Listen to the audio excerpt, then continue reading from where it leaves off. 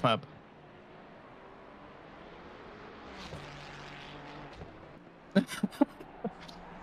Oh, no, there it is. All right, we got there in the end. Hello and welcome, everybody, to Fargone Racing GT Challenge Season 19. And this is a bit of a different one for those of you watching. As much as we see sprints week in, week out from these drivers, this is going to be one of the most testing ones of the lot. We are here, and we are at the one, the only, the Green Hell, the Nordschleife. And all of these drivers are going to be tackling the hardest racing track potentially in the world. And qualifying has been underway for a couple minutes now. Sorry for being a little bit late, but Maddie is currently on provisional pole from Longy, 3.4 seconds back, then Parker 6 seconds back, then Hoggy, Racer and MJ. Nathan Monks is also appearing once again tonight, so we're going to have a close qualifying session. Steve Reese is out on the circuit. We are watching him currently as he pushes around this very, very spectacular circuit. And for the first time this season, I am joined by someone new in the commentary box. You might have heard him if you watched the BTCC on Friday night, but welcome into the box. Let me see if I remember correctly. Charlton Bertoni. Hello everybody, it's Charlton Bertoni here from the BCC cast and other casts you may have seen it before. Lovely to be here, and it's going to be a spectacular event at the Nordschleife. The Green Hell, as my good colleague has told me, and I'm very excited for this.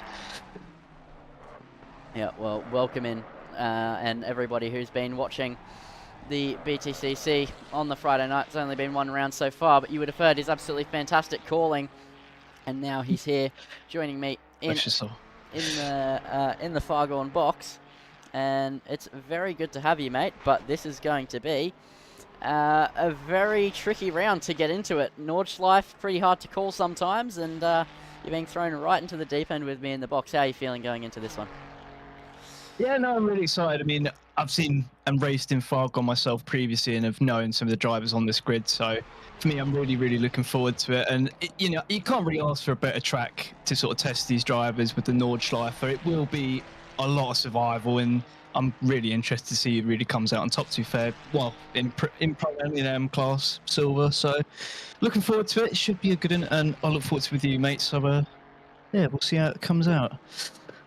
Yeah, and we know the usual contenders here in Fargone are Maddie, Longy, and Steve-O, those top three, and most recently as well, Nathan Monks took his step into that little area, and then we normally see Hoggy and Eda Nick in that sort of P5, P6 realm, and Steve-O did not get a first lap time on the board, probably invalid, so he's pushing very hard in the 296, but it's not going to be done anytime soon. There's still a long way to go in this lap. That's the beauty of the Nordschleife. It feels like it's never done, but in the driving cockpit, I'll tell you what, it definitely tests you a lot. Maddie currently has a dominant chokehold over pole position at the moment, with 3.4 seconds to Longy behind, and she is currently improving as well, 1.2 seconds up. Longy only 0.6 up, but Hoggy is 2.7 seconds up as Eda Nick goes P3. Ooh. And Steve-O is pushing very hard and will continue to stay with him. You don't want to swap between drivers on laps here of the Nordschleife. It becomes pretty hard to follow, so we'll just stay with them. But there's only 1 more minute left on the clock here in qualifying, and there's a little bit of traffic in qualifying ahead, it looks like, as Nathan Monks is just up the road from Stephen Reese, and that is the BMW of Swooper ahead of them, so getting held up potentially just a little bit. Yeah, I mean, it's tough in these situations, isn't it? I mean, you can see Reese is clearly trying to push the Ferrari as much as he can and try and get a better time to just elevate himself a bit more on the grid. I think it's really going to cost him quite a few seconds here, coming along this straight. I mean, look, you can just see he wants to push further. The BM's quite nice and sort of letting him through here, but I mean, it's not really going to help his chances. Maddie is definitely, I think, going to have a chokehold on pole position. And we know what you can do in the Mustang, can't we? I mean, we've seen it at the Enduro Bathurst with Slipstream, when we've seen it in the series before, haven't we? Yeah, she's a very quick driver, but so is Steve-O. We saw him knock out many wins this season so far, and also a dominant drive in the ASA Pro Series as well.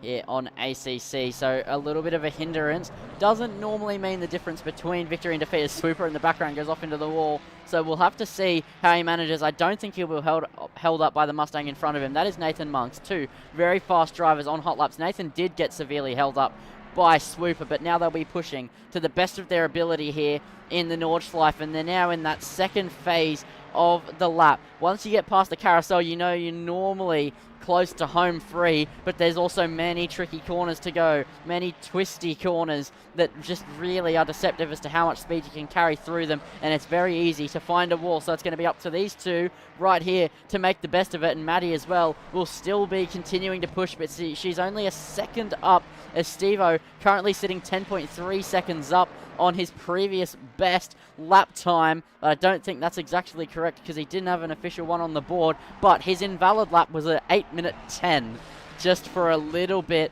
of a perspective. So it looks like if he does finish the lap, and he finishes it well, he will have a dominant pole position here in the Nordschleife, and you'll see that unlike normal, as Nathan gets out of the way crucially, wow. Normally, you'll see a couple of tenths gap between these drivers, but now I think that you'll see more like a couple of seconds, as we're seeing, as this lap is just so long as Steve-O heads over the crest, pushing as hard as he can now through the double right-hander, and he's now about to head towards that final section before you head on to the very famous Doddinger. I just think as soon as that Mustang hits the straights, though, it's going to be a little bit different story. If Monks can just sort of keep with Rees, maybe just keep within a second, it will really improve the lap time. However, we're yet to find out. Yeah, and I think that it is going to be quite an interesting scenario, as we know that Monks got held up. We know that he let Steve-O through, but where he starts is going to be crucial, because trying to find your way through traffic in the Nordschleife is not the easiest thing, even with a bit of a smaller grid tonight, about 16 drivers, not small by any margin, but at the Nordschleife that could get quite spaced out. It is still going to be crucial to start high up. He doesn't want to be having to negotiate the likes of Ida Nick and Parker and Hoggy to get up to that top four, where he'll usually find himself fighting, as we now are on that very famous Doddinger, and he is pushing as hard as he possibly can, but you can't do much in a straight line. It's just foot to the floor, and Maddie still 1.1 seconds up, as now into the final tricky braking zone of the lap. Steve-O has one last chance here as he heads into the braking zone, just to make up a little bit of time, a little bit of curb taken there from the Ferrari, and then power out and flat towards the line. Is it going to be provisional pole for Stephen Rees as he heads towards the line now? What's it going to be for the Ferrari at 8:09.7? An absolutely mega lap, as Maddie is now heading through to finish the lap. She's 1.3 seconds up. It's not going to be enough, and that is an absolute flyer from Stephen Rees to go sub 8:10 at the Nordschleife, and Maddie goes 2.5 seconds behind. Nathan Monks, fourth, was the best he could muster up, but what a lap from car number 6. That's unbelievable stuff. I really did not expect Rees to pull that out of the bag, considering the traffic, considering the obstacles he had against him. That's a mega lap. What has Rees had for breakfast? I truly don't know, but I need some of that myself, because that is a sterling time. My lord. Oh, Jesus. Yeah, not a lap time you expect to see on the board, but an 8:09.7 is absolutely mental from Steve Rees. And Ida Nick, though, this is the beauty of the Nordschleife, is still on a flying lap, and he's not even at the carousel yet. So he is still got quite a while to go here in this lap of the Nordschleife. So we'll stay with the BMW as he pushes around this track, but I think it's safe to say that Steve-O will be your car in pole position. But Ida Nick, very close to Nathan Monks. He could pip the place, and if he continues to improve, he maybe could even get a second row start past the likes of Longy. He is currently 1.7 seconds up, and there's only about 1 second to Longy, so he could find a P3 start here. The BMW M4 doesn't go bad around this track, and he's looking very pacey at the moment in that BMW. You can see him pushing there. I saw that BM drift a little bit wide coming out there. He's really on that push, isn't he? You can just see it in the characteristics. The car, the BM, is usually quite a settled little beast, to be fair, but you can see he's really trying to throw it into some of these corners and extract the most time out of it that he can. It's actually quite a pleasure to watch, to be fair. You don't see the BM typically being thrown around as much in this meta, I think, as you would say the Mustang and other such cars that are a little bit higher up at the moment. So, a bit of a pleasure, I have to say, with Fargone. Nice bit of variety. Yeah, it always does deliver, but there is a little bit of a BMW party going around, not here at the Nordschleife, where it's just the usual suspects of Ida Nick and Lee Perkins, also Tobasar and Swooper, but there's normally one or two more even on top of that on the grid as well. But Ida Nick really giving it everything. He's trying to be the leading BMW, and he has been successful in that task already, but he's now trying to get even further up. He's trying to pip a Mustang, he's trying to pip a McLaren, and all the other cars you could think to name of that are up in front of him, and he's still continuing to push, to wring the neck out of this BMW as he's about to head towards the Dottinger. Just one more corner to go before he heads onto the massive straight. I'll eat my glasses if he puts it P3 or P4. I mean, it's a sterling effort, I have to say, but I know Longy and Hoggy have done a pretty good effort in terms of the times they put up there, and it's not going to be easy. I think the BM also does go around quite well here. I don't know if it lacks a little bit in the straight line speed compared to its colleagues as well. I mean, especially in the Mustang, but we're going to have to find out, and it's looking quite decent so far. I don't know what the deltas are telling you, my friend, but we'll have to see. The deltas are showing me 2.2 seconds, which would be enough to put him very close to Longy. It'll be very close if he can get into P3. You did say you'd eat your glasses, so there's a bit on the line here for you in the commentary box. Mess this up. As he's really hoping for his life's sake that he doesn't. But Ida Nick is going to still continue to wring the neck out of that BMW. It's going to be close. No. He's up 2.3 seconds as he heads towards the line. The final lap in this qualifying session as he crosses the line now. P4 for Ida Nick. My Lord. Oh, 3/10. 3/10 is all it was. And that's going to be a few £100 spent in another pair of glasses. Bloody hell. Ida Nick, take a bow. Fantastic lap there. I mean, just to edge it over Hoggy there and put himself in the second of the grid. And nearly third as well. I mean, there was, there's very small margin that, isn't there? Which, it pretty much tells you the story going into the race, doesn't it? I mean, it's going to be really close for, I think, the scrap of the podium there, isn't it, for P3? I mean, Maddie and Reeves might scream from the distance. We don't know with turn one. It's a mystical beast, that turn one. You never know what can happen. Very similar to Monza, isn't it? So, I mean, looking at the grid as well, looking at Perkins, looking at the likes of Hugsy as well. Those are two drivers I know quite well from Slipstream and other events. So looking to see how they get on a bit more with Fargone and how they compare into some of these long-standing members, you know what I mean? So yeah, it's going to be good. I'm really looking forward to this. Yeah, and now we are here on the grid for the start of the 70-minute Enduro ahead of us, and they do have a mandatory stop in this race as well, so that's something to keep you on your toes, to keep you guessing. We don't know how much fuel these drivers are going to start with, but it's Steve-O alongside Maddie. There's only 2.5 seconds between them in qualifying. That might seem like an outrageous statement to make, but around the green hell, you never know, but we know that Steve-O loves this track. He's going very, very fast, as we saw from qualifying, so I think he will try and just walk away from this one. But that P3 down to like P7 fight, I think, interests me the most, as well as I know Nathan Monks has more pace in that Mustang. He got held up significantly and still managed to qualify P6 after letting Steve-O through. He has more pace than he lets on. I've seen firsthand him practice this track for weeks on end for other Enduro events, so he is going to be very eager to get ready for the racing action. But Steve-O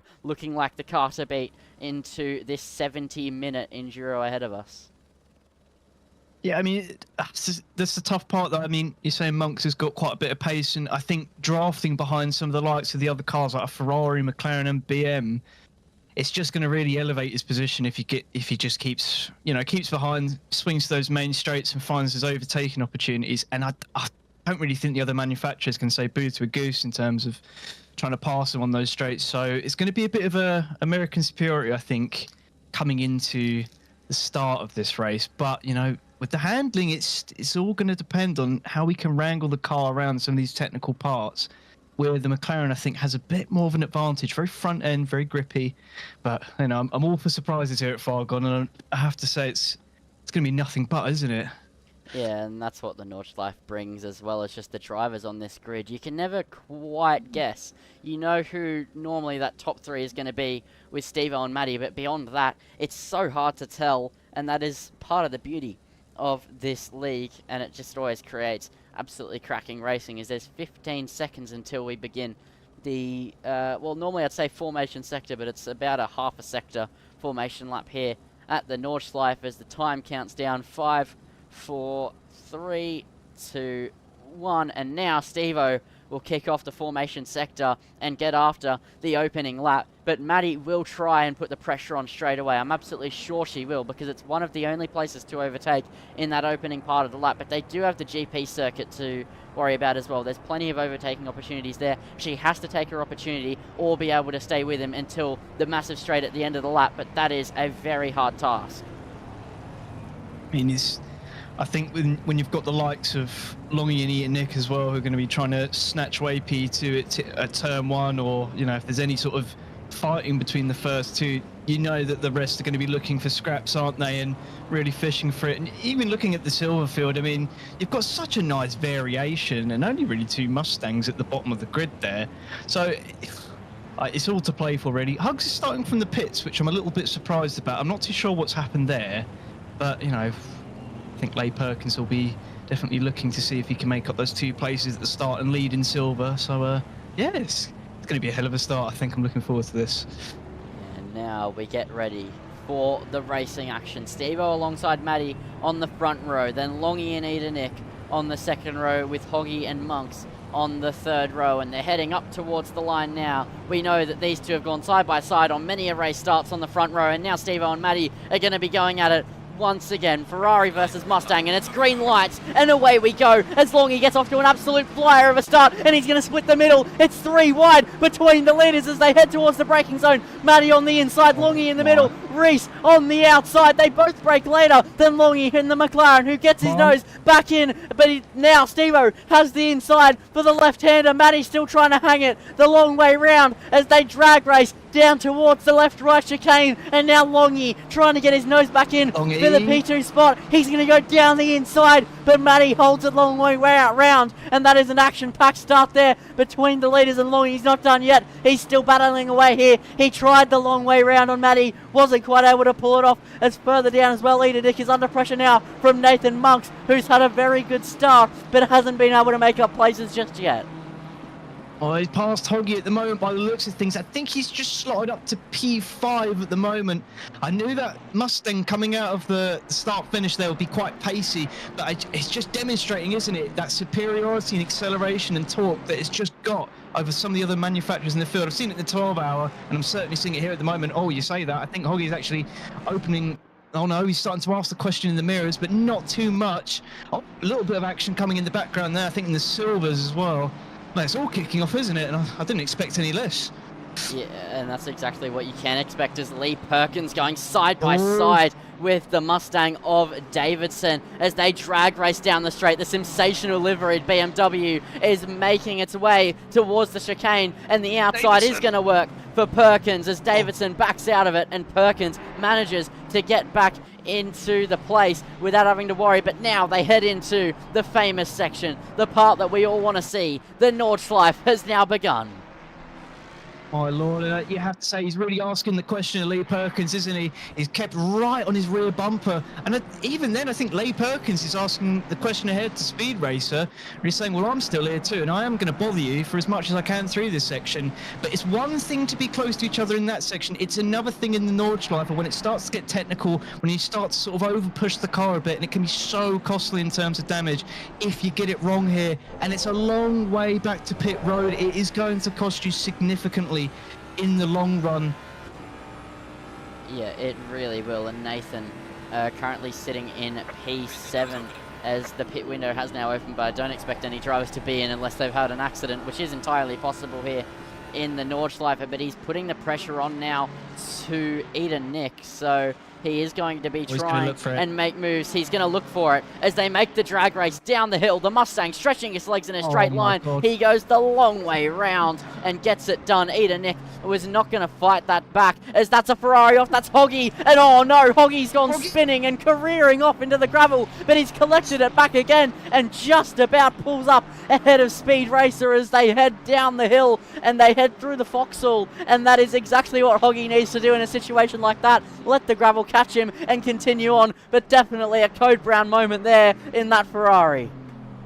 I just wonder if he's just had a moment with the uncharacteristic wiggle of the Ferrari. As soon as you slam it onto the brakes and you just feel the back go just a little bit and you have to correct, and I think that's possibly what's cost him there and sent him, you know, almost heading right into the wall there, but luckily catching it. Just a bit of a Ferrari moment as per, but I don't know, fair play to him for keeping it. I mean, you saw it earlier as well with Enoch almost backing out of that battle with Monks, thinking, no, you know what, mate, you can have that position. I know that I'm not going to win that in terms of the straight line speed, and I'm just going to let you through for the time being and play the patient game. And it's, you know, the strategy is long, isn't it? You've got about an hour, you've got a mandatory stop to do. Most likely, I think, fuel and tyres, is that right?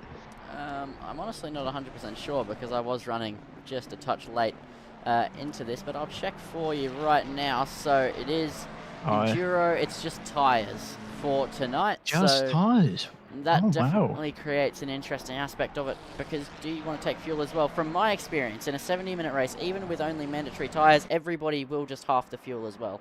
So yeah, I do think that we will just see people taking fuel as well as tyres, but that's also not for us to know. That's for us to find out, and that is part of the beauty of races with this alternate strategy. And Steve-O has currently booked it 1.3 seconds to Maddie, but any sort of mistake can draw that back in. And Nathan Monks made his way through from P6, now currently sitting in P4 with Longy in his crosshairs, only 8 tenths to the next car in front of him now, and he will be trying to make his way onto that podium, but then he has another 2 seconds to chase to Maddie and Steve-O. But again, that is where the green hell comes into it, because you have such a long lap. 2 seconds around another track feels like an age, but around this circuit, any mistake, any slip up, or even just over the course of a lap, you can just chip away at it bit by bit, because one lap is basically the equivalent to 3 laps of Spa.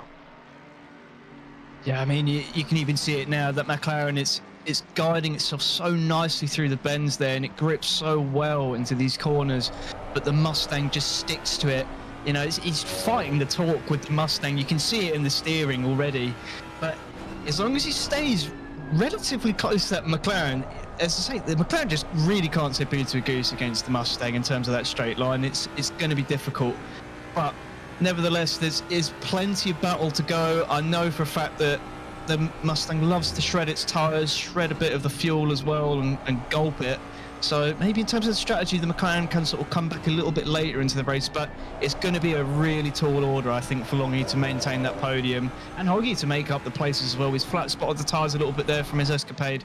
So very tall orders there from Hoggy and Longy, I think, for the duration of this race. Yeah, I'd happen to agree with that one. 100%. It is going to be a tough challenge for a lot of these drivers to get back, even just after lap 1. It definitely brings out that certain element of just trying to survive and just hope it comes back to you at some point after a crucial mistake. And Nathan is not worrying about a crucial mistake. He's just trying to push on and get past Longy on the racetrack. But as long as he gets within, I would say, about 5 tenths, he should be fine when they head onto the Doddinger, and there's not too long until they get there. There's about a sector to go before they head into that, onto that big straight, and then he should be able to open up that Mustang V8 as much as he'd like, as he has a little bit of a snap there. This is where the McLaren just seems to pull away a little bit. Longy has been faster through this section of the racetrack. The twisties is where the McLaren does make up its lap time, and that's part of it that comes into it as well. Your car is stronger and weaker at certain points, but over the course of an entire race, I do think that cars like the Mustang, the Aston Martin, and the BMW are going to be the strongest over the course of 70 minutes around this circuit. They can all get there on quali trim, but in race trim is another question, and we'll see that unfold in front of us over the course of this next hour, as Nathan has fallen back a bit to Longy. The gap 1.3 seconds, so I don't think he's going to be able to get an overtake, but hopefully for his sake he can use that straight line speed to close back in. Tibia is Maddie a little bit closer than I first thought there. I'm not actually too sure. There's still quite a bit of a distance ahead, but he's putting it into perspective. I think Longy's just done just about enough to be able to fend off and fight that Mustang, but it's a long straight and he's punching a big hole for that Mustang, which is going to be quite the issue should that battle come closer. And it's almost like a bit of a dogfight, you know. You're always checking in your mirrors and assessing where that car is going to go, where he's going to ask the question in terms of your mirrors, and where you're going to have to put that car. As you can see, look at the difference there. At the end of that straight, that Mustang has gained quite a significant bit of time, hasn't he? So very interesting in terms of the battle of the manufacturers as well. And I'm wondering how Silver Class is really going with Parker and Racer at the moment. But, you know, it's thrilling battles all round, isn't it?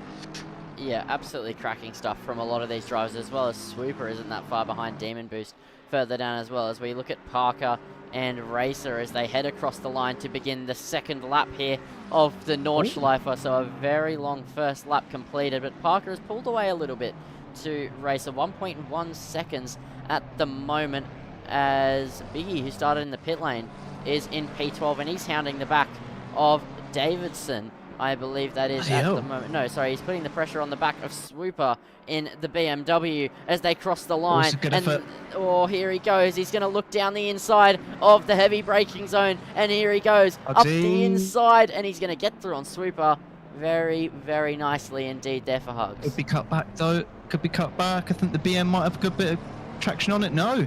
Hugs, he's done it. He's got it done. He's asked the question and he's got his answer straight away there, and he's made up a place. Wow, brilliant effort there from Hugs. He's got quite a bit of a way to Swooper, isn't he? But nevertheless, quite pacey in the McLaren. I have to say, seeing Hugsy in the BM before the slipstream and now coming into fruition with the McLaren, it's got a bit of a multi-talented purpose, isn't he? So see how he cracks on with his pace. Yeah, and he also did take out a race win earlier in the season. It was a reverse grid, and he just took his best stab at it and managed to hold off a fighting Stevo in Misano in the full torrential rain. And last round as well was also one of those sprint rounds where we have reverse grids, and he made advantage again. He's very good at taking the opportunities he's given, but right now, starting from the pit lane, he's now not working with any sort of opportunity except his talent around this racetrack, and he's looking very pacey at that, but he has 16 seconds to the car in front of him for P10, and that is MJ. Swooper is not the car in front of Biggie at the moment. That's the car he did just overtake, but also that BMW won't give up. He has some scratches already, though, some war scars on that BMW, so probably this fight will start to just die down a bit, but Davidson will be trying to put that pressure on. It's going to be Mustang versus BMW further down the back, but then back up to Eden Nick. He has 1.3 seconds to Hoggy behind, so we'll also see a Ferrari-BMW fight, as well as Nathan and Longy still only separated by 1.6 seconds. Longy does seem to have that pace through the first sector of the lap and that very, very twisty bit before the straight, but then Nathan closes in 6/10 down the straight, and also in the middle part where it's a bit more on the power, he gains another couple tenths as well. So all he needs to do is hook up that final enough to just be close enough to Longy in the McLaren, and he should be able to make his way onto the podium place. I mean, even then, I think it's going to be a very tough fight, I think, for Monks coming through these twisty sections, especially as the tyres start to fall off a bit more, and you find that the Mustang becomes a bit more squirrely and a bit more harder with the torque. So I have to say, Monks has got it all to do, but he seems to be displaying quite a lot of decent pace in the Mustang, to be fair, to even maintain with the McLaren through these bendy turns. So looking to see what the Bold Eagle can do. And he seems to be doing pretty decent so far. I have to sort of cover in terms of the silver as well. I mean, Perkins has put himself into the P3 positions for that. I'm quite surprised Parker has already dropped about 2.2 seconds to Speed Racer, so plenty of battles all around at the moment. I think Steve Ree's potentially running away with this quite early, so yeah, I don't know what your predictions are for P1, but I think Steve-O's got it pretty covered at the moment. Yeah, I would happen to agree with you, as Ronald Marshall called that before the race started. He said Steve-O will just disappear. And as much as Maddie was mounting a challenge on lap 1, now Steve-O has 4.7 seconds. But you also never know. As much as the strategy will be varied, probably not 4 seconds, but mistakes can happen. There's barriers all around this place. So it could just turn on its head at a moment's notice. But right now it does look like Steve-O has the overall pace, looks consistent, and should be able to knock out this race win. But there's still another 57 minutes to go here at the Nordschleife, so it's anybody's guess as to who is going to knock out what position in this race. But the battle is on between Ida, Nick and Hoggy. Both of these two have had a bit of an unfortunate start to this race, and now the Ferrari, who found himself careering off the track, caught by the gravel, is now on the back of Ida Nick to try and make his way back into the top 5. I mean, flat spotted tyres from Hoggy, but he still seems to find a way to just throw the Ferrari around and get the pace that he needs. He's still within about a second, isn't he, of that BM? But, you know, it's not going to be the easiest sort of way to pass along this part of the track. I mean, you've got such twists and turns there. It's going to be who's got the bottle to actually keep the throttle in and just find a bit more of the delta. And I think at the moment, Holly's playing it a little bit conservative and just sort of assessing how Ida Nick does. You can sort of see him just not pushing the car too much, not wanting to ruin the tyres per se, and just see how Nick responds, see how he can ask that question.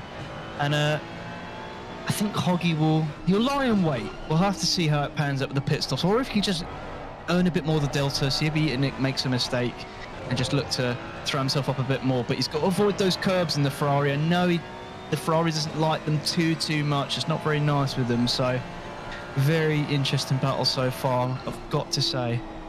Yeah, and it's just the dynamics between the two cars so starkly contrasting between the BMW and the Ferrari. The BMW used to be the car to pick if you first started out in ACC around that 1.8 time. If you were new to the sim, everybody used to recommend the BMW, but now, the second year at ACC, everybody recommends the Ferrari. So these two cars, similar shoes at one point or another, but the way they drive is entirely different, except for the fact that, except for curbs in the Ferrari, they're both relatively safe. That is the only sort of characteristic that they share. Other than that, completely different beasts to tame. Yeah, of course. I mean, the Ferrari, I think it does. Oh, you can see it there. A little bit of a slip. TC kicking in a little bit weirdly for the Ferrari. The electronics really do control that car quite a lot. And I think the Ferrari does teach you sometimes a little bit of bad habits in terms of your car control, because you've got the electronics that are constantly kicking in and working for you, as opposed to when you start off with like an Aston and such cars like that. The BM is even a pretty decent example, to be honest with you. But I have to say, Hoggy, so far, a little bit of a characteristic slip there, I think, because of those flat spot tyres. But, you know, he's kept it in, and he's just constantly trying to throw this car around at the moment, which is quite spectacular, I have to say. I mean, I've driven the McLaren here myself. I don't know about yourself, Lindsay, and I've loved the McLaren here with the front end grip. Ferrari as well, much of the same, but you know, it's a tall order to keep pushing through the whole way through your tyres degrading like this, and you are going to really wear them away, aren't you?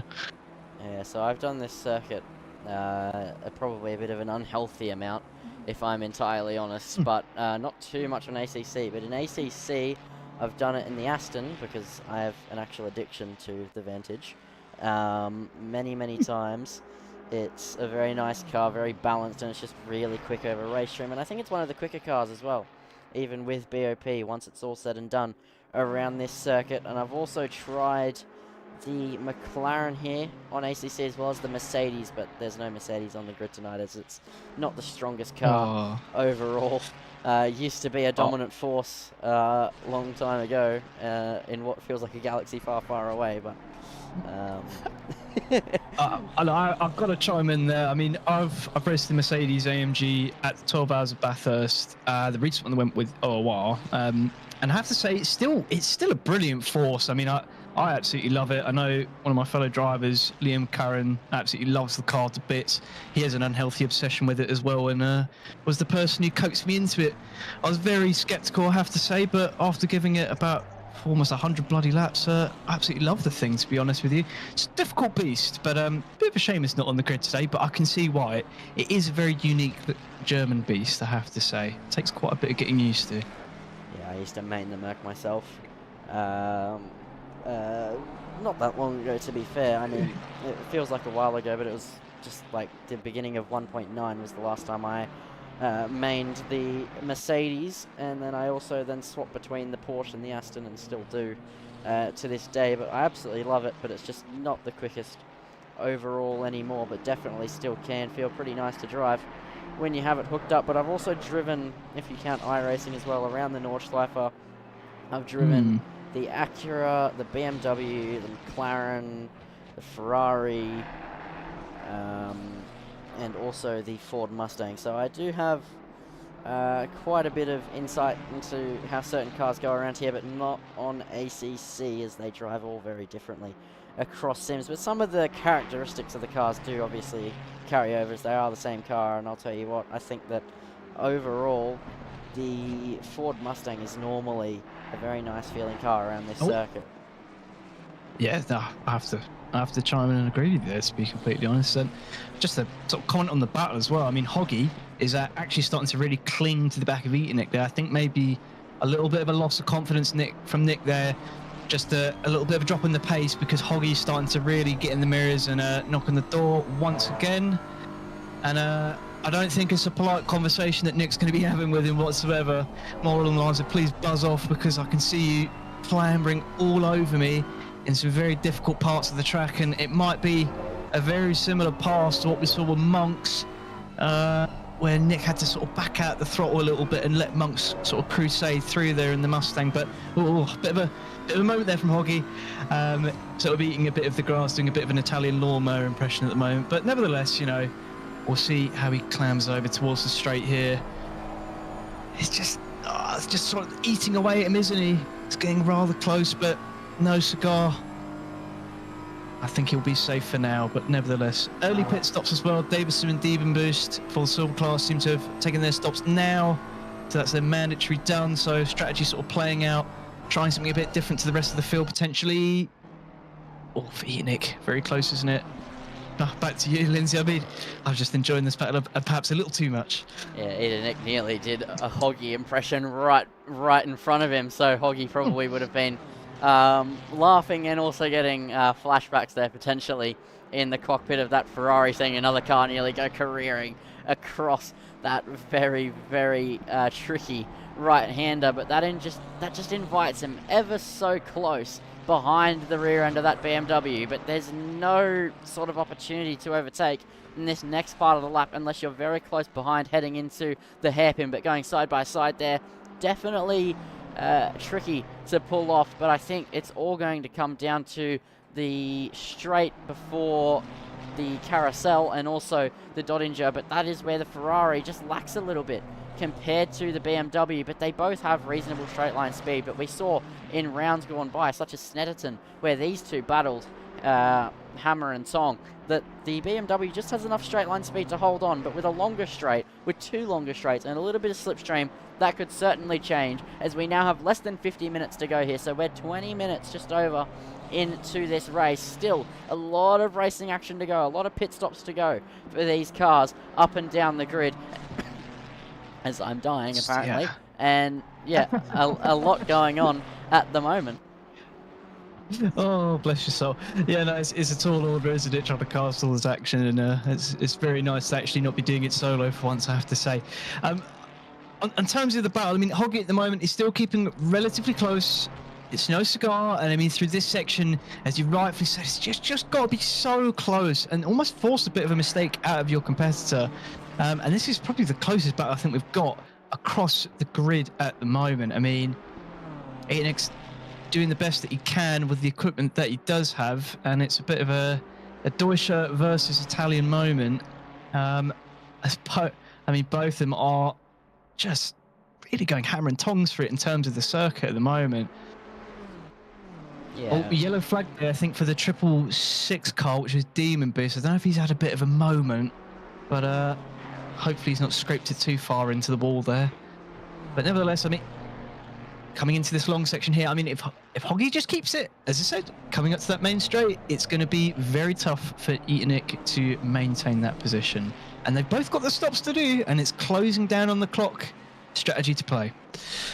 Yeah, and an undercut and overcut strategy could also come into this as well. We don't know when they're going to make their stop. I would imagine it's going to be around that halfway point in the race, so being 70 minutes, about 35 minutes to go in the race. I think we'll see some pit stops, but that also depends on where that comes out in the lap as well. You can't just say, you know, around 35 minutes like you would at another track. It's so long that you either pretty much pit at 42 minutes if it doesn't work out, or you pit 7 minutes later than that, or you can pit it bang on depending on when you're coming around to that pit lane area. But currently Edenick just keeping a cool head and just staying calm, cool and collected in front of Hoggy at the moment, but still he will be feeling the pressure. How can you not at a track like this when you have a car hounding the rear end? You've just got to keep it on the racetrack and you should be okay, but they get closer and closer to the Dodger. There's still a little bit of track and a little bit of daylight between them and the straight, but if Hoggy can just get close through that double right-hander and heading onto the straight, he should be in prime position to try and take that P5 place. But meanwhile, all the while we've been looking at this fight, it is still the closest fight on track, but Nathan Monks is falling away from Longy quite a bit, but then he also closed back in. So I think there's maybe some tyre wear coming into this. Longy struggling just a touch because it was outside 2 seconds and then it's gone back to 1.7. So I think it's really fascinating. We saw Longy and Monk so close together earlier on and they spread out, and now potentially they're closing back in. McLaren doing McLaren things, I'm afraid, as a driver myself, and I do love the McLaren, always did. My lord, does it munch up those tyres later into your stint, and you really feel it, especially when you're trying to drive the car with the throttle, and you just feel, oh no, there is no rubber left, or it is just dissipating so fast, and you can't do the same things that you were doing before. It really starts to evaporate all too fast, and I think Longy is starting to feel the effect of that as Monks is closing in the time. The other thing I just wanted to point out was, I think in terms of Silverfield, I've seen Hugs and Perkins exchange position, and Hugs has fell away quite dramatically. I think there's possibly a moment's been had for that 95 car, and it's cost him quite dramatically. He might be coming in for a stop to repair some damaged tyres and just go at it again. So gonna have to keep an eye on that. And in terms of the deltas, but Perkins 5.7 away from Speed Racer, and then 3 seconds is Speed Racer to Parker. So still all to play for, I think, in terms of the battle. I mean, let's have a look. Is there any? I don't know if there is much damage to Hugs. Has he just had a bit of a moment and just sort of put it through? I think there is some damage up front. I'm not too sure. I think the car. Yeah, it looks as if there is. Yeah, a bit of a scrape at the front, not too much. I mean, I'm not sure what happened with Hugs, but I saw that exchange of positions, and something is definitely not quite right. But nevertheless, we'll have to see how that battle gets on. And oh, that's the trouble when you're casting so much action, isn't it? It's just all sorts of chaos happens, and you're left playing catch up, aren't you? Yeah, Perkins. Yes, I 100% agree with you. As Perkins, yeah, I think a little bit of damage on that BMW as well around the front end. I think you'd have to say, but it's small, nothing much. Yeah, I think potentially Hugs has had a moment. He's cost himself a bit of time. Perkins has sailed through, and yeah, there's just something went a little bit afoot between these two, and they're well known to each other in previous events as well. And I'm sure there's no love lost between these two, especially with the hard battling they've had before. So we'll have to see how it pans out with the strategy, and if Hugs can sort of bring himself into contention. He's already cut a second out of Perkins, so nevertheless, we'll have to have a proper look. I mean, Demon Boost is the only person who's taken his stop now, and yeah, we'll have to see. I think Davidson's put himself into retirement, so yeah, plenty to see. So I'm trying to get the right front suspension, but I can't quite get it. But anyway, yeah, Perkins also in the absolutely sensational BMW in more ways than one. It absolutely looks gorgeous. I have to bring it up every round, not because I've been told to, but because I just absolutely love it here in the sensational comms box. If I do say so. There is no sponsorship money, I promise. There's definitely not. But no, Lee Perkins pushing away pretty consistently at the moment. But Higgy, yes. Hugs. I'm having a nightmare today. Anyway, Hugs looking pretty strong in that McLaren, all things considered, and probably, I'd say it's only about 3 seconds of damage. You probably wouldn't notice it in the cockpit of that McLaren on that front end, but 43 minutes remaining, so pit stop's probably not too far away, probably another lap around the ring, and then we'll see some cars come into the box as the battle between Edenick and Hoggy extended out to 1.5 seconds, but now we cut back to them. It's definitely not that. The gap is about 5/10 as Hoggy makes a mistake, runs a little bit deep through the right left, and not particularly ideal for him, but he'll still continue to push behind this BMW, and mistakes will be made. It's bound to happen at this circuit, and I think we'll see that battle extend and then close over and over again. Yeah, it's going to come down to when you do have the hammer and tongs out and you're really trying to go as fast as you can along these sections. You are naturally going to feel that attrition with the car, aren't you? And it is just going to take one small moment, and it's going to undo so much progress that you've made. But these two seem to be just keeping it relatively composed, to be completely honest. And Niki's felt the pressure for quite a few laps now, but has maintained quite a lot of composure. Now, we'll have to test how that goes through the latter part of this stint. But I mean, coming into the pit stops now, you've really got that conversation, haven't you, as to, when is the most optimal time to take my stop? Is the person behind or in front of me going to be able to replicate the lap that they've just done and a bit some to be able to get a better time and a better position than I am? And, I think that's an interesting conversation between the two, because they've been so consistent, battling each other, and in terms of their times, that it's really going to make a discussion as to, I think, in both of their heads, when am I going to have to pit versus the other guy? And I think they'll be playing a bit of chicken with each other in terms of that strategy. So plenty to play for at the moment. And, I think Longy at the moment has sort of run away with P3. Monks has held the conversation, but he's 1.9 away. But anything can happen in these pit stops. You can really lose a bit of time all from one little mistake, can't you? Yeah, you definitely can, and I think we could see that, I think, especially between these two and Longy and Monks, with those gaps not being too big, but also not necessarily small around the Nords. Like 2 seconds between Monks and Longy is not a lot in the grand scheme of things, so I think it's going to be really a telltale sign of who tries the undercut, because at normal circuits you'd say, oh, the undercut might not work, or it could work, you're not really sure because the cold tyres, but you only have cold tyres for about a sector of this circuit, and that's not a long time, and then you have the rest of it, a whole other rest of the lap to just push to your life's content, and you'll have completely heated up rubber to use to your disposal. So the undercut normally is quite powerful around this track, and I think we could see that in full effect tonight with Nathan and Longy. I think Nathan will just try and pit before Longy, and I think that Hoggy, it would be in his best interest to try and undercut Eda Nick as well. Yeah, definitely. I think you're right on the money with that, and it's just going to be just making that decision, and the time is ticking away, your tires are ticking away, and it's not a situation I'd like to be in currently. My anxiety already raised at the thought of getting that strategy wrong and costing yourself that position in what has been such a fantastic battle so far, hasn't it?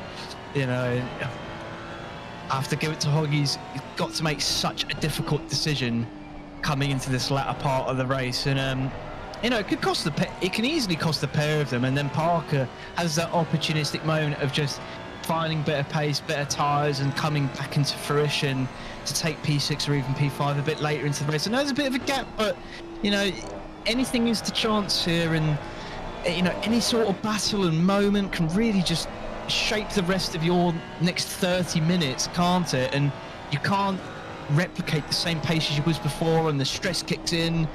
It's just a bit of a moment, isn't it? But these gentlemen have done very well so far, and I eagerly await to see also what Monks does up the road. He's 1.6. Big moment. As I said, hit the brakes on that Ferrari and you feel the tail just go a bit. You've got to correct it. You've got to keep it together. Yeah, you definitely do. And that was a big moment, as I've also just been told by Tash in the chat, who's friends with Maddie, that Maddie's not a great fan of the Green Hell, which would explain why potentially she's not as close to Steve-O as usual. We know that normally they're very, very close together, and in qualifying they were still fairly close, but there was just a little bit more of a gap than I sort of expected, and now she's 14 seconds behind, but still very, very pacey in that P2 spot, and I don't think she's showing any signs of slowing down in that area, but definitely explains just a tiny bit about what's going on in the head of that the driver in that Ford Mustang in second position, as Nathan Monks and Longy have closed back in just a little bit. So that is going to be interesting. That gap sitting at about 1.6 seconds as I cut to him. He's had a massive snap as well, but he cuts it very close onto the straight. And now that gap is 2 seconds when they head onto the straight. So not ideal there for Nathan Monks. But back to Nick and Hoggy. That gap is about 1.1 seconds as they head onto the straight. Yeah, I mean, punching the hole is the way I think about it at the moment. Hoggy is just riding behind, just letting him punch that hole, and it's just a cut. So Steve Rees has just taken their stop now. So they're taking it at the 37-minute mark, and I'm sure there's going to be a few more people that opt to take these stops pretty damn soon. Tires fall away. There you go, Maddie. Takes their stop now. Strategy is starting to play out. Now these two, they're going to have a think. When am I going to peel in? Longy and Nathan Monks, they're going to be thinking the same as well. So Longy's going to come past now and take obviously the lead. But how quick is this stop going to be? That is the question. Oh, Nick and Hoggy both come in.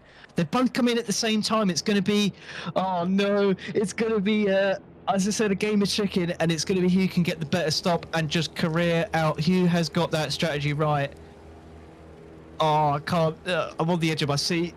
These sort of things really interest me in terms of the strategy and how it plays out towards the race. So, oh dear. Yeah, and this is the Hoggy's in his box. This is the beauty of being a commentator in this situation and a viewer as well.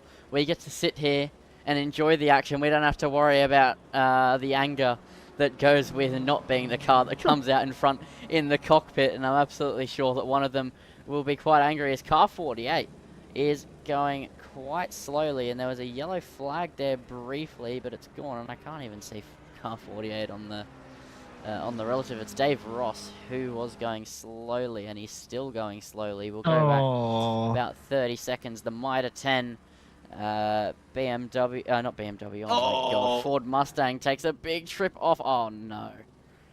Oh no, well, big collision with the wall, and I think he probably thought about towing there, but yeah, he did a Hoggy, but the gravel just didn't catch him. It was not to be for Dave Ross, and that was a big straight line with the barrier, and if that was real life and not sim racing, you'd be really concerned for the health of the driver. Well, unfortunately, he's done his best impression of Freebird and cascaded into the barrier there, which is rather unfortunate for Dave Rossi. But I mean, obviously, chugging along in the P15s as an AM driver, but, you know, learning his way through, and a valiant effort, I have to say. He's not really going to lose out on anything, but it's just going to be a right pain in the arse. And he's just going to have to drag it back to the pits. It's a long way to go, and well, we'll see if anybody runs into him in terms of traffic. There's a long way to go. And in terms of the battle actually between Nick and Hoggy, it seems as if I think Nick's pulled a... What has happened there? Nick seems to have pulled away quite a bit, no? So this is... Yeah. What happened in the stops? Nick's exiting the pits there. Hoggy is only exiting now. There's a massive gap between them now. The gap between Nick and Hoggy is about 12 seconds. What the hell? So, okay, one could assume he's not taken fuel, right? I think he's probably just taken tyres and just ran it, you know? Unless there was some damage repaired by that Ferrari by mistake. I mean, he did... Listen, Nick did get into the box quicker and thus pull out, but I definitely think there's a bit of a strategy change there. I think there's no fuel that's been put in that car, and they've come out of the pits a bit sooner. I don't know if they were maybe map 2ing it, I'm not sure, but I mean, it's a sterling effort there. We'll have to see how that Ferrari is able to catch back up, and it's going to be a bit of a taller order now with no slipstream, and but I think with some fresh rubber and, you know, not the flat spotted tyres he was trying to battle on before, it's going to be maybe a little bit easier. We'll have to find out.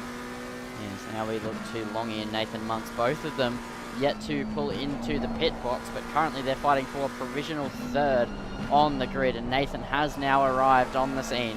At the end of the stint, Longy has probably burnt out his tyres being in the McLaren, and that gap is now underneath 1 second between Nathan Monks and Longy. So this is game on between these two as they delve into another journey around the Nordschleife. We know this is where the McLaren is slightly faster than that Ford Mustang, but we know that if the gap is about 1.2 seconds heading onto the Dottinger, that Nathan Monks will still get within 0.6 of a second by the end of it. So this is crucial. This is crunch time for Nathan. He'll want to come in to the pit boxes at about the same time as they're actually about to fly past a stricken Dave Ross, who's actually just towed back to the pit. But yeah, game on between these two. Nathan just has to get a little bit closer, and it could be very interesting coming into the pit.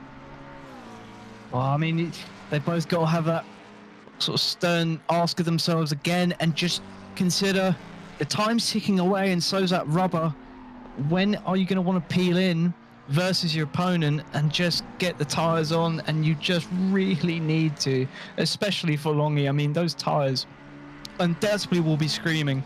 And I think the Ford Mustang, although it does burn through tyres, I don't think it burns it as much per se as the McLaren does. It's a bit better with the electronics as well, that being a newer car and whatnot. But I've got to say, I mean, Longy, he's got it all to do still, and he's got to make that decision about the stops. It paid off for Nick, and he's 3 seconds away from Hoggy, it says on the Delta for me. And it's, you know, it's going to be a difficult decision to make. Monks, though, I think they're quite comfortable at the moment, aren't they? They're just assessing the situation from behind, and this kind of dogfight between the pair of them, where you can see, you know, where are you going quicker? Where am I going quicker? Where can I find that time? How can I hang close to you and find that moment to battle? But I have to say, no mistakes really, categorically, a lot from the people that are battling at the moment. So pretty titanic, I have to say.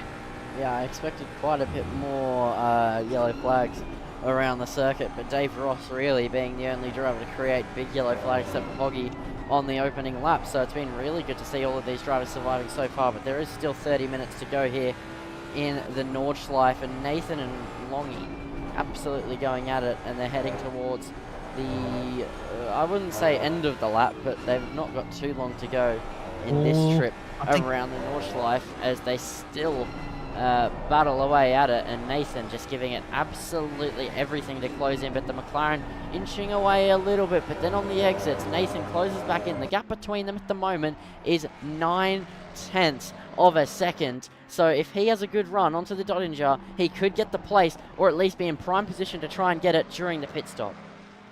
Oh, you know, I think he is. I think that McLaren's starting to complain with Longy and sort of tell him, listen, there's only so much I can do, boss. You're going to have to peel into the pits relatively soon. It's going to be an issue. It really is going to be an issue. I mean, that Mustang now is starting to sort of peel away just a bit more and more, reeling him in. And, you know, they're coming up to that straight now, and it's, you know, you can try and shed as much weight as you want. You can throw your crash helmet out, but that Mustang is just going to reel you in. And there's not a lot you can really do apart from either deploy some sort of smoke screen or just pray to some sort of deity. So tough order there from Longy, I have to say. And yeah, I don't envy that position whatsoever. Monks, I predict, will certainly take P1 if he keeps his foot in it. And Longy knows this. I think Longy will peel into the pits now. I don't know if you're much of a betting man, Lindsay, but I think for Longy's situation, he's got to peel in this lap. Yeah, and I think the situation is the same for both of them.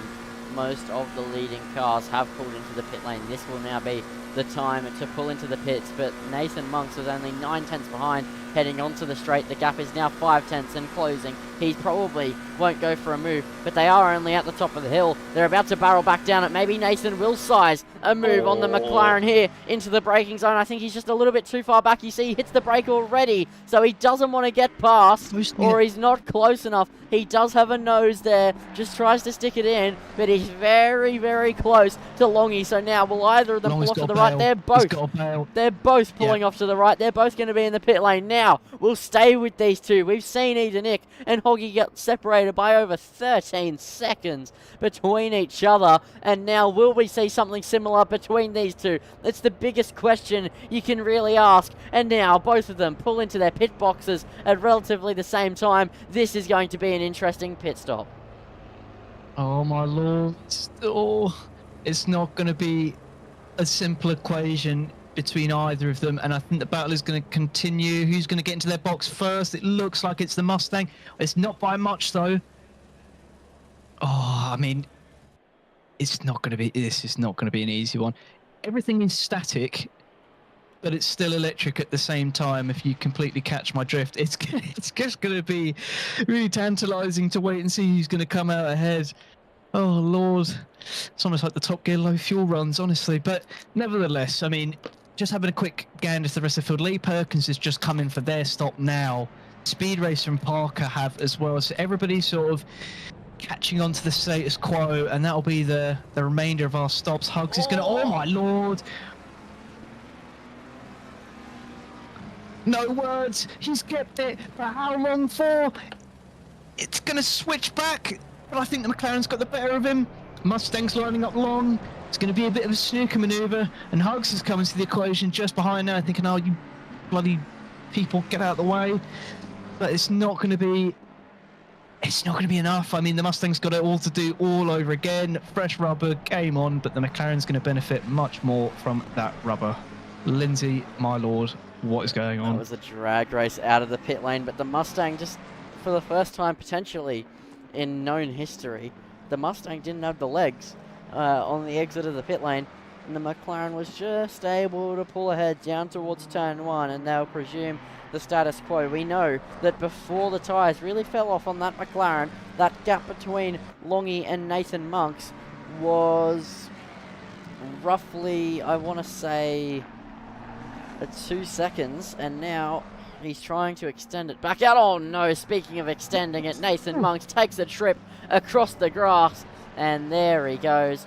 But also, something that I've only just noticed, well, actually, never mind, ignore everything I was about to say. The delta, both in ACC and on my telemetry, is completely wrong. It's telling me that Steve and Maddie are absolutely gone, but they're both in the Nordschleife, so great job, ACC. Big claps. 666. Oh, yeah. 666 car Demon Boost is going slowly. Yellow flags for the Ferrari. Let's see, what has he done? So just heading through the right, and a very satisfying part of the circuit when you get it right, but when you get it wrong, I'll tell you what, it definitely goes wrong, and he just runs off a little bit wide, and oh, no. Oh, but he kept it out of the wall. Oh, wow. Well, you know, as we like to say in my fine nation, it's gone a bit Peep Tom. And unfortunately, you know, it does cause that spin, and it's not going to be great for his efforts, but he keeps it out the wall, importantly, and that's not going to be damage he's going to have to repair. So, not a bad effort there. A little bit of a show for those watching. Oh, nearly a cast the curse. I'm not too sure what just happened there. Did he hit the wall? No, I think that is. Oh no! Oh no! Oh, he's all over the place though. He's really playing it close to the walls, and he's just about managed to keep it out. Let's see what he does through miss.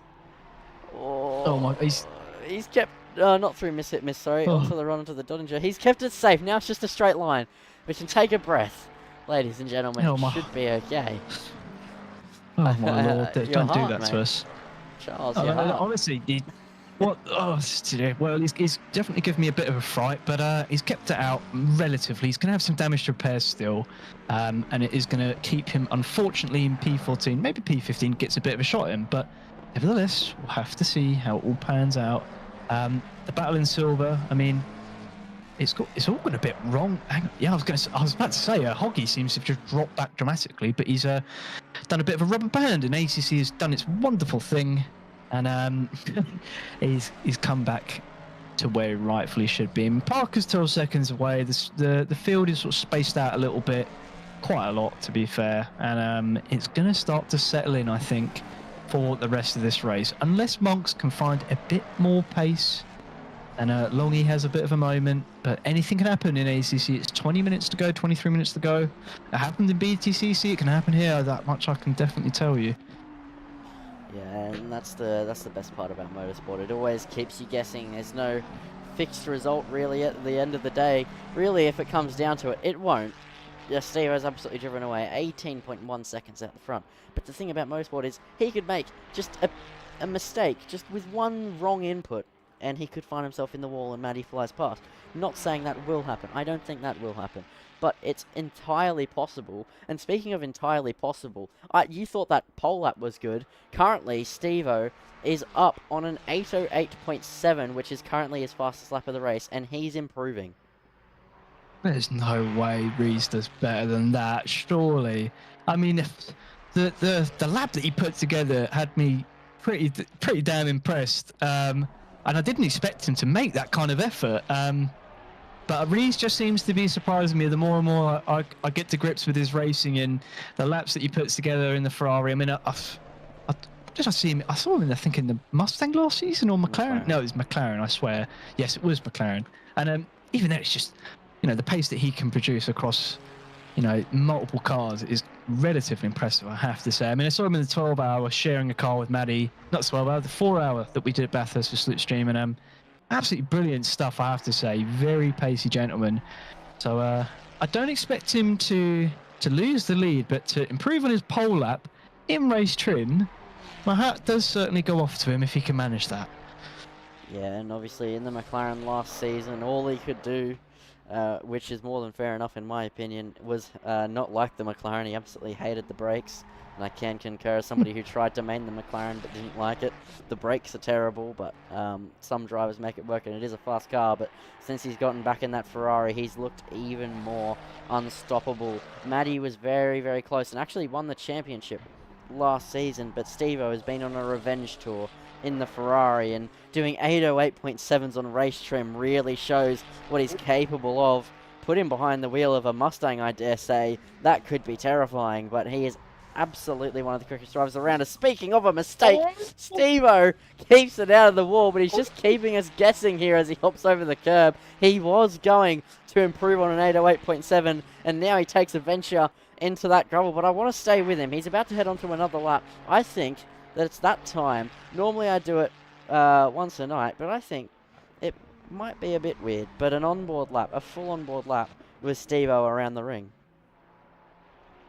Oh, I can't say no to that, surely. I mean, Rees must have probably heard me from the distance and thought, no, you can eat that. I'm going to stick this lap together, but just pushed it a bit too far there. But I think certainly Rees will come out to the next lap. He's going to look to probably try and stick it and get an even better purple, which, I didn't think it possible, but he's definitely proven me wrong today. That much I can say. And to do it in the Ferrari as well, I mean, it's very grippy. The electronics work very well in that car, and it is quite decent with the ring, I have to say. But not typically what you'd expect. I have actually seen a car that I didn't expect, the Lexus, do very, very well here. In enduro conditions, which I'm surprised with. But coming along these big straights and some of the other sectors, I've seen it do very well. Yeah, the Lexus is actually, you wouldn't believe it, but as far as I'm aware, it is the fastest car at the ring. Absolutely. It goes faster than the Mustang in a straight line. But here we go, on board with Steve-O, telemetry up, cockpit cam, for a lap of the Nordschleife. There you go. You can see on the top left, an 808.7. And even with a trip off onto the grass, he does an 816.4. So that just gives you a little bit of perspective now, doesn't it? As he heads to try and beat his purple lap. I can also almost guarantee you that he's watching the broadcast and listening into the broadcast. He knows that we're on board with him. He watches them while he drives week in, week out. Often, if he's out in the lead by a country mile, he will stop in to chat and be like, hey, what do you want me to do? And at Spain, we got him to reverse across the line for the win. And now he'll know that all the pressure's on. He's going to try and gun to beat that 808.7. He's wringing the neck out of that Ferrari. Steve-O, the ever-performer, the showman, some might say, as even just having a look at what he's opted to do in terms of his brake bias, it's quite front-heavy, I have to say, for the Ferrari there. Likes to get it to a good stop and trail breaks it off really quite beautifully. I mean, seeing... the commitment you can see there through the corner, and he's up on that delta already. It's quite fascinating to see how some people drive and how their characteristics are. Everyone's got their characteristics as to how they love to bring the car around, and even then you just see how he's got that pace in hand and how he's deploying it. It's almost like he was holding off a little bit before all the fuel was slowing him down, but as that fuel has come down, he's got some fresh rubber on. He's just keeping it all together, quite collected there.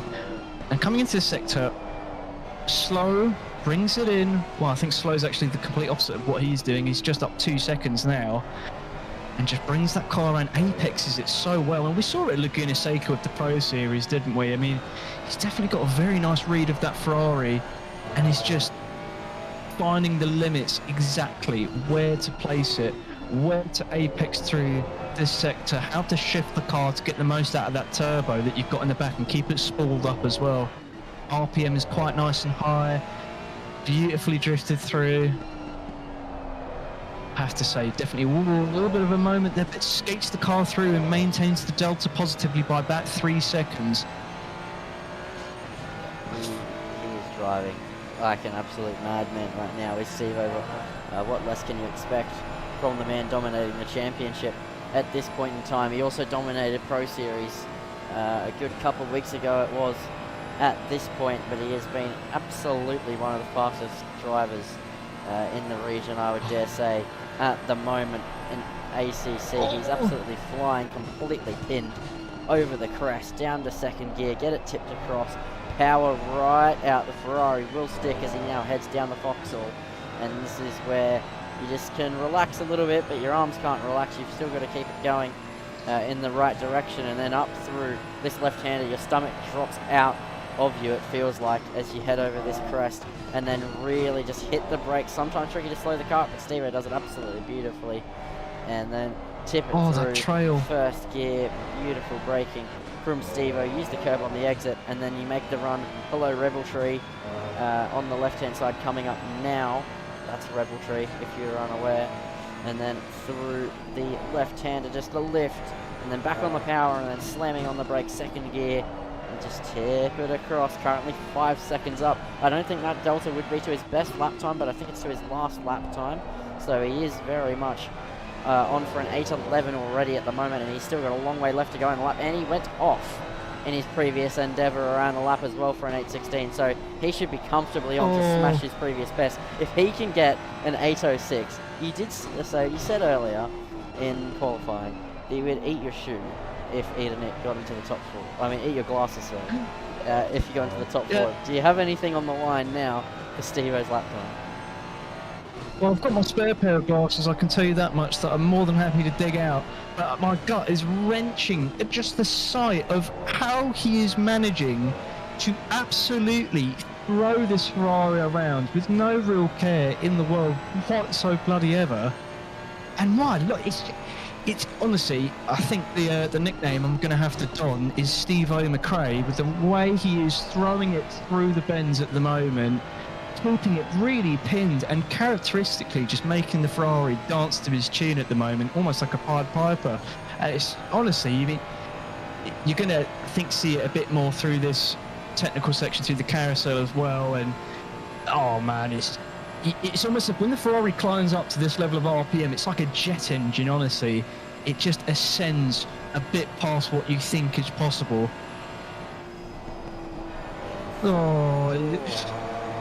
Just absolutely giving it everything here, as we're both just soaking it up at the moment. You can't help but want to comment on the lap at every moment, but he's just giving it absolutely everything. And you know what, Charles, I think it's now that time where we do just a pure on board. We don't talk, we just let the viewers enjoy, as he has one last push here around the Nordschleife.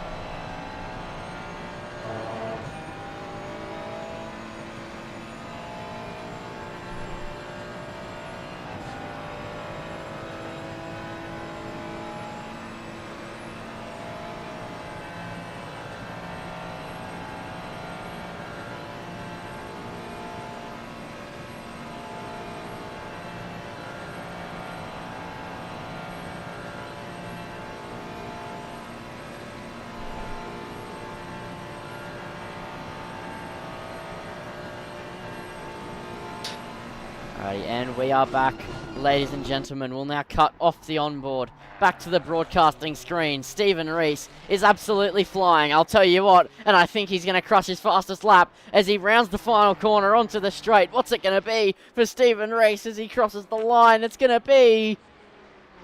Oh. No, not that fast. The Delta... I'm actually surprised. Not that it's slow, by the way.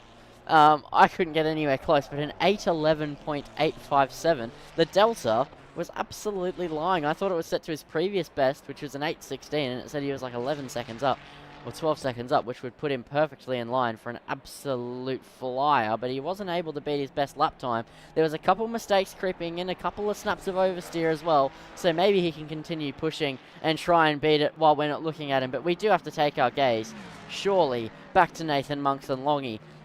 There's still a big gap between them, but the gap across the line was about 2.8 seconds. You can't cry home about that one at all. There's still any small mistake could reel that right back in to for the taking, which is absolutely fantastic to see. There's a yellow flag there briefly. I think it was for car 95. No. There is Hugs. Oh, Hugs. Oh no, he was really gaining on Perkins there, and I think. Did he push it too hard? What happened there? Can we have a quick glance? Oh! Oh no! Oh no! It's all gone wrong for Hugs, as they were pushing really hard in the McLaren, and the time was tumbling down so much.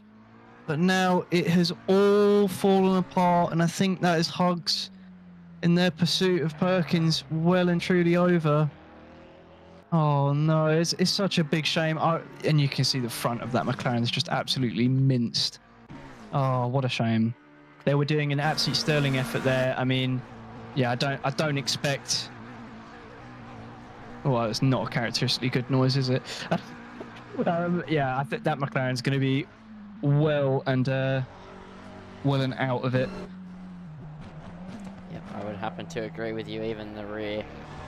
It's just absolutely done, as I think we are now the engines, but you can't see it, it's not modelled in, but yeah, the driver in the cockpit will not be happy with that one as he pulls into the pit lane. Oh, he pulls in! Yeah, that is really, really unfortunate to see for the McLaren. There's nothing much you can do when your car looks like that at the end of the day. There's only so much you can't pit for, and that is not one of them. Is that going to cost him P10 as well? I think it will potentially, which is not fantastic news whatsoever. Oh, I'll say that the front of the car is minced as well. So I don't think he'll come in there. No, I think he's going to. Yeah, I think he'll ride it to the end. So there's going to be a little bit of a battle hotting up, I think, in terms of P10 now, where Hugs is going to come out, repair that damage, and be chasing for the last 8 minutes. So. That'd be interesting. Monk's still, what, about 2.8 away, still trying to chase at the moment, so nevertheless. It's gonna be a tall order. Gotta say. 100%. It is going to be a tall order, but there's very big gaps around the racetrack at the moment. It's 5.3 from Maddie to Longy, and then 3.6 from Longy to Monks. So just a little bit of a lull period here before Steve-O takes the victory. There's Lucas Keys chiming in the chat saying, thank God it was an 8:11. Steve-O missed half the apexes. Brutal, to be fair, but if anybody can comment on it, it is Lucas Keys at the end of the day. He is an absolute madman behind the wheel of the car. Oh, one could say it was a little bit unlucky, but nevertheless, you know, I think with the time that he put together, it wasn't too bad. Still, Steve Rees will still look to improve on their laps. I don't know if they've still got the rubber in the car to do so, but we will have to see. I mean, just a comment on Mr. Keys and some of their achievements. Latest winner in the 12 hours of the Oil Wilds Bathurst, using the Mustang no less, and all across a wet surface as well, which I don't know how they put that together, but nevertheless, they certainly did. And they know one thing or two about driving at the ring as well, driving in the Lexus and putting on quite the performance in a previous endurance I've seen of theirs as well. So someone to talk about, and someone who definitely has featured in some of the achievements of ACC, if one has to say. Yeah, 100%. You can't bow out against Lucas Keys. He's an absolutely fantastic driver. He'll basically pace anybody you put in front of him. I think that Steve-O would definitely give him a good run for his money, and that'd be a fight I'd pay to watch. But we know that he's come out swinging in every case, and also I know that Lucas is also like 3 seconds quicker than me a lap at Austria when he's in a Jag and a V12 Aston and I'm in a McLaren. So what does that say about me as a driver? No, for context, for context, it's still not an excuse to be 3 seconds slower than Lucas Keys when he's in a V12 Aston, but I'd never driven the Red Bull Ring before on ACC or in a GT3 car, and it was my first time driving the McLaren, and I just couldn't get used to it. And then I look at the timing tower, and Keys has just gone and lapped around in the Aston V12, just absolutely paced me, and I was like, oh no. I was like, well, that's just career done, isn't it? Well, that's just Keys doing Keys things. I think he's just always had a little bit of a knack, hasn't he, when it comes to some of the circuits, and the way he can throw together these immensely quick lap times and seem rather effortless, to be fair.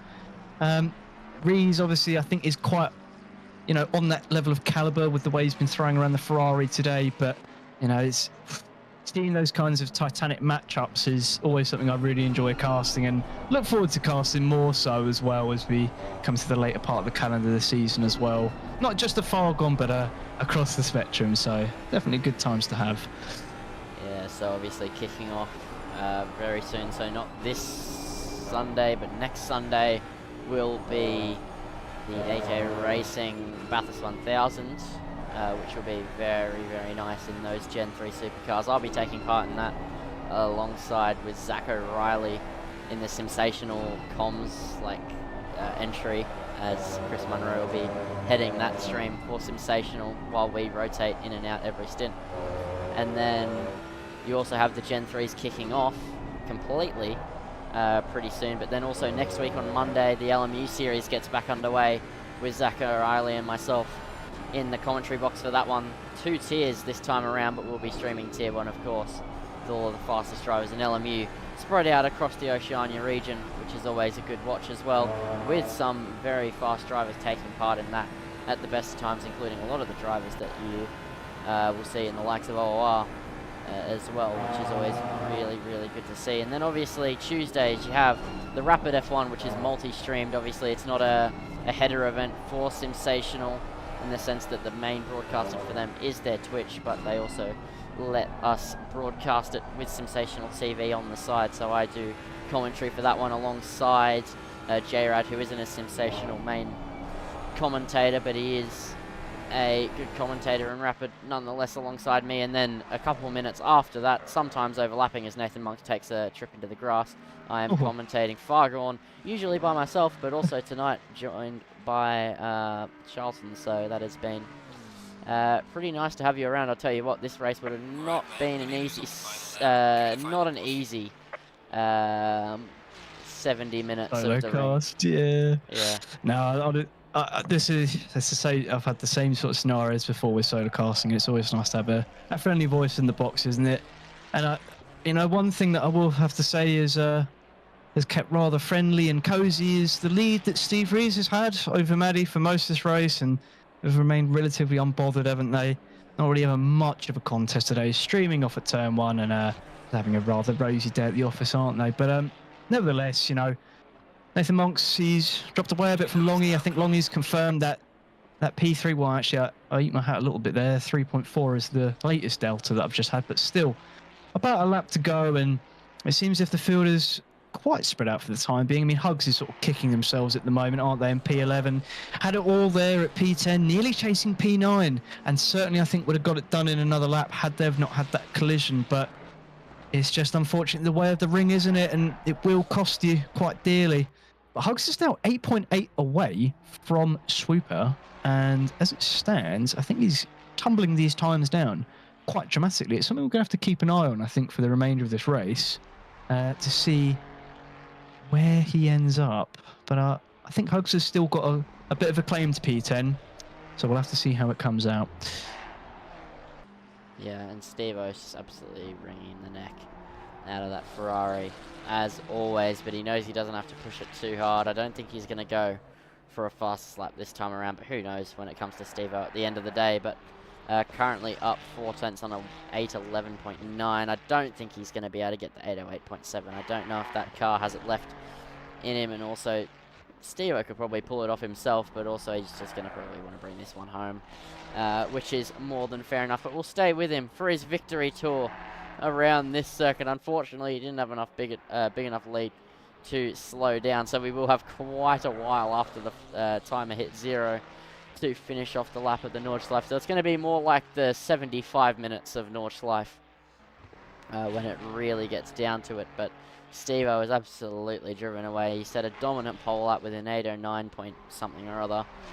Fast lap of 808.7 here in the race, and he's led, except for when he pitted, every single lap almost of this race, and has a 27.6 second gap over Matty in the P2 car nonetheless. So he has had an absolutely dominant display tonight, and that still continues as he slides his way through the right-hander. He's just been a dominant force this entire season, but this race tonight just takes it to an absolute another level.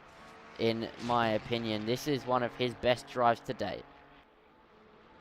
Yeah, it really can't be argued, can it? He's had a fantastic effort, and you know, coming into now the last lap, it's more of a parade lap for him, to be fair. I mean, I think the battle behind him, though, I think Monks might just be about gaining on Longy. It's rather marginal, but there's not a lot left in it for the rest of this race. Some brilliant sponsors on that, by the way. I quite like the Samsung and Sparco. Goes quite nicely. A very lovely livery, nicely put together. And I know it's not very easy with some of the meshes that you have for ACC, but looking very lovely. A little bit scrubbed and dirty, but very much liking the design of some of these cars. And I think that's one thing I do pride with Fargone is the liveries they produce have been absolutely fantastic so far. It's been quite a pleasure. I'll tell you what, every single one of them except Nathan Monks' livery, I believe, is made by this man, Stephen Rees. Ah, a multi-talented man, what can we say? As he looks to just coast himself along, enjoy a sandwich, one-handed with everything going on at the moment. One thing I will say, actually, is Hugs has got the gap down to 2.7 away from Swooper. Now, that might be something we definitely have a little bit of a gander. I think Hugs is starting to really pull this gap down, and Swooper has got it all to do, actually. Oh my, he's got a lot of track to do it in as well. Oh dear. I think Hugs is going to have a bit of a dogfight coming up against Swooper for that 10th position.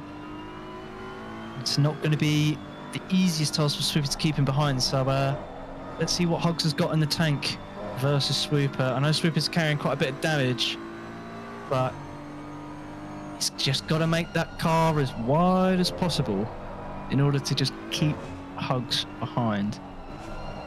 Yeah. You can just see it as well. Oh, you can see the McLaren there. It's just gripping so nicely to this part of the circuit. He's closing into Swooper. The BMW has quite a lot of damage as well. I don't think he's going to be able to hold on for very long, and I don't even know if they're going to be able to complete the lap before they get cut off short. That's a mistake from Hugs in the background, but he'll close that in very quickly, I'm sure. But these two are going to be going at it hammer and tong for P10. So not an unimportant position at the end of the day. P10 is a position that's worth fighting for, and B is going to give it his absolute best go against Swooper, who's already going defensive in the BMW. He's just trying to place it in the exact right point of the racing surface. He has no other choice with the stricken BMW. So much damage on that car, and he is just trying to hold on, but surely it won't be for much longer. I think that the car is failing him. He is failing himself, I think, potentially a little bit in the pace department. And you say that, but you say that, but he seems to be just Hugs is making a few characteristic mistakes here at the moment, and Swift is just sort of holding the middle of that road. I actually think we could be in for a bit of a battle on our hands. It's not, it's one thing to close up to the driver ahead. It's going to be completely another thing to then send it past them. Hugs at the moment on the push. It's going to be close, I think. He's going to have to assess which way, left or right. It's going to be to the right. Cut in the grass, potentially. Swooper's cut it nicely, though. That's what I mean. The defensive driving from Swooper here has got to come in very clutch if they want to hold on to that 10th position. It is absolute cinema as we come to the end of this race at the moment. And no less, get out your popcorn. It's going to be something special, I think. Hugs has got it all to do, chasing him down the hill as it stands at the moment. Well, Lindsay, what's your take? I know you said it wouldn't be much of a battle, but I think it's giving me a little bit of the contrary, mate. I think it just all depends. I think Hugs could definitely make this not a battle, but it's a case of his confidence. He could probably just lunge it up the inside and get it past, but is he going to do that? Maybe not. Maybe he's a man who fancies theatrics over just getting the move done. It's going to be really interesting, but Hugs is hounding the back of Swooper as they head into the deep section of the forest where the hairpin lies and where some of the trickier corners on this circuit lie. And the BMW in this part of the circuit where there isn't a lot of straight is not looking too bad, but he does have a lot of damage, and they're heading up towards, after this section, there's quite a long bit of 100% throttle, and I think that is where we'll see Hugs just swoop by. If not, he'll get it by the Doddinger, but already Hugs all over the back, poking the nose in on Swooper, not able to get down the inside, but he's so close. And the question is, can Swooper keep him behind, keep him at bay as they head through the next two sectors of the Nordschleife? I don't think so. I think it is way too close with his damage to be able to get it done. But Steve-O, I did miss it, but he's crossed the line and taken the victory, unsurprisingly, in the Nordschleife. He'll be elated with the result, but our eyes are still kept locked on to Hugs as all the other drivers are going to be crossing the line to take their place. These two are still battling hammer and tong as they head through miss, hit, miss. This is a crucial part of the racing surface. They head through the very fast left-hander. This is just such a tricky part, but now they're going to be 100% throttle all the way until the very, very fast left-hander at the top of the hill, and you can already see that McLaren has such a run in a straight line. With the damage on that BMW, Hugs is closing and closing and closing, but is it going to be enough before they get to the left-hander?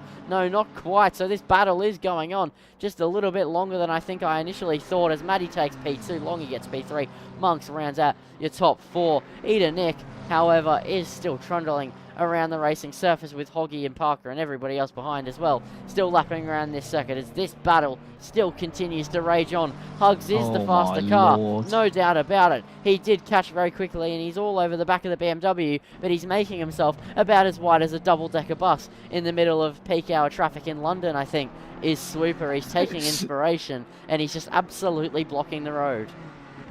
Well, it's painted red and it surely is blocking the road, so I can absolutely see your comparison there.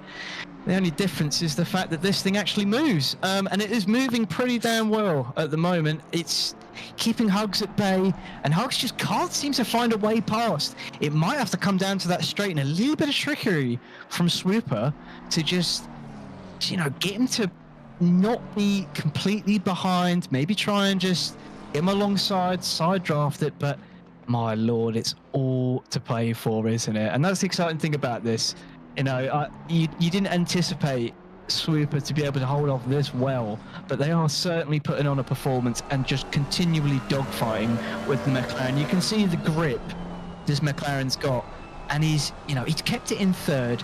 He's going rather conservatively with some of his effort at the moment, maybe trying to force a little bit of a mistake, not incur some damage or collision, but maybe it's a bit of an issue with the fueling. I don't know. It's almost as if I don't think Hugs wants to completely push it too hard. He's keeping it in fourth at the moment, long gearing it through this section. Yeah, it's really interesting when you break it down how differently he's driving than to maybe what you would expect, but there's not that long to go left in the lap here of the Nordschleifer, and they're still battling away. Everybody else in front of them has completed the race, so it's just these two for the P10 place, then MJ, Tobasai, and Ross. Oh no, Swooper's taken a massive dive off of the racing surface, and that is battle done. Swooper at the death of it. It looked like he was going to hold on, and it all goes wrong, and the crowd is not going to be happy with a BMW flying into the wall they're sitting behind. Swooper will not be a happy camper at all, and that also puts him under pressure from MJ, who's going to be closing in thick and fast, and that BMW is very stricken, and that is not good whatsoever for Swooper. He has to get down an entire straight, pretty much crabbing, and MJ has a little bit of damage, but not as much. So just look at the steering, look at this column, it's gone. It's actually gone. He's having to fight the car. He's fighting the car to even get it through the straight, and the 5 behind is chasing. Oh my God, it's going to be nail biting. I don't know if he's going to get it done. Oh, it's going to be very close. Oh my God. He's trundling, just looking in the background as well, looking for the Aston Martin. You saw it in the background of the camera shot, but I think he might just be able to hold on here. Can Swooper? So Swooper has made a crucial mistake, which has allowed Hugs to get P10, but Swooper is still just about going to manage to crap home through a P10. If there was even 100 more meters of that straight, no, 200 more meters of that straight, I think MJ might have been knocking on his door, but he's going to come home and get the P11 P12 in the Aston Martin. Tobasai still lapping around the circuit in the depths of the green hell, but what a finish it was. Steve-O wins by 31.153 seconds, with another 9 seconds back from Maddie to Longy, who finishes 2 seconds ahead of Nathan Monks, who then finishes 27 seconds ahead of Eda Nick, and Hoggy finishes 25 back from that. Then you have Parker, Racer, Hugs finishes 142 seconds behind Racer. And then then you have Swooper, and then you have MJ, and Tobasai is still driving around the circuit. Yeah, the Benson Hedges is a little bit stricken, and unfortunately has taken quite a bit of damage. And that's what we didn't really see with some of the silver runners, is these the collisions you can have at any moment, and it's so hard to just track. And then suddenly the pace just drops, and the car just feels completely different. Tobias Iyer right now, just rounding it out at the moment. D. Ross, unfortunately, way further in the background, having a bit of a stroll around the ring at the moment. A little bit of a squirrely moment there, trying to get it stopped, but he's not done too bad. Tobias, he's got it around the ring. It's not an easy track, and my hat's off to you, sir. You've brought it back home. Yeah, he crosses the line, takes what I think will be a P13 place, and Dave Ross is still at the carousel. I think that is just going to be race night over here in Fargone, and I'll tell you what, he's just doing a little bit of a victory lap. So we'll get the final results here in Fargone, right? Oh wait, no, we can't, because until the session's done, it doesn't actually show us all the drivers after they've left the server. But we know that it's Steve-O from Maddie, from Longy, from Monks. That is correct. Then you have Nick, Hoggy, Parker, Racer, Swooper, Tobasai, and Ross, but not necessarily correct. But that, I think, is going to wrap it up here in Fargone Racing. I don't think that a Mustang trundling around the circuit, still with a long while to go in the lap, is going to cut it here. So I've been Lindsay Muddle in the comms box. I've been joined by Charlton Bertoni. I think I got that right. You did get it right. I did. Okay, my memory's working. I apologize, mate. Anyway, yeah, we have had an absolute pleasure in the box tonight. Thank you for watching, and good night.